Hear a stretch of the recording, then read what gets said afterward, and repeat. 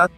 Syahrian Abimanyu. Jebolan Persija ke Newcastle, menjadi salah satu pemain potensial Indonesia yang selangkah lagi bakal bergabung dengan klub asal Australia, Newcastle Jets. Pemain yang pernah mengikuti seleksi dan bergabung dengan Jakarta Football Academy sebelum akhirnya berkesempatan dikirim mengikuti latihan bersama Atletico Levante di Spanyol. Bila ensir Transfermarkt Syahrian Abimanyu di Indonesia diawali ketika ia memilih bergabung dengan Persija Jakarta pada musim 2016 sampai 2017.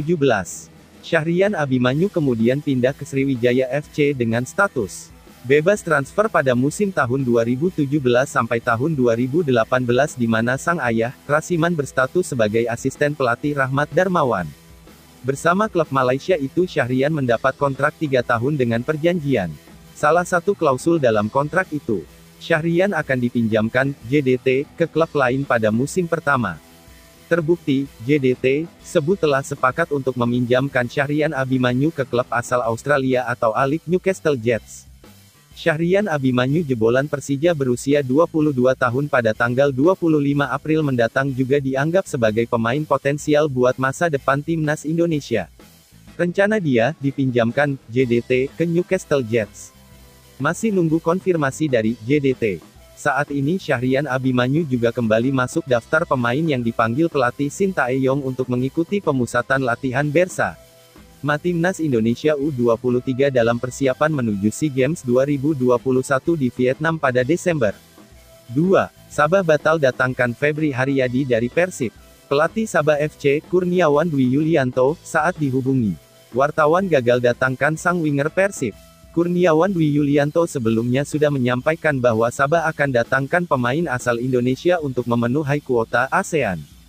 Kurniawan Dwi Yulianto hanya mengatakan pemain tersebut sudah deal harga dengan Sabah. Kurniawan Dwi Yulianto bilang pemain Persib Febri Haryadi telah dinego Sabah. Febri Haryadi dikabarkan sudah setuju untuk bermain di negeri jiran. 3. Arema optimis Liga 1 lanjut pas pergantian Polri. Arema FC merasa optimis Liga 1 2020 akan kembali bergulir.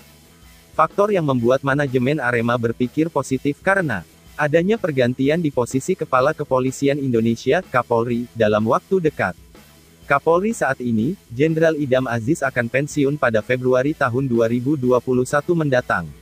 Nama Kabareskrim Polri Komjen Listio Sigit Prabowo menjadi calon tunggal yang diusulkan Presiden Joko Widodo kepada DPR untuk menjadi Kapolri yang baru. Resmi dari Presiden Jokowi, DPR 3 akan melakukan uji patut dan layak. Arema FC berusaha untuk optimis sepak bola bisa digelar kembali. Karena itu adalah momentum saat fit and proper test pergantian di pucuk pimpinan Polri. 4. David da Silva. David da Silva kini telah putus keluar dari Persebaya, dia sekarang gabung Terengganu. David da Silva akan lebih buas di Liga Malaysia. Supporter Terengganu berharap pria berpaspor Brazil ini tampil terengginas layaknya di Persebaya. Ya, David memang terkenal sebagai striker house goal saat membela Bajul Ijo. 1. David da Silva resmi diperkenalkan sebagai pemain Terengganu tanggal 2 Januari tahun 2021. 2. Penyerang paspor Brazil pindah ke Liga Malaysia karena Liga Indonesia tak kunjung kapan dimulai. 3. Bersama Terengganu, David terlihat begitu serius. 4. Supporter Terengganu cukup besar pada David karena dinilai sebagai striker tajam Persebaya. 5. David da Silva terus berusaha membuktikan ia pantas menjadi andalan baru The Turtles.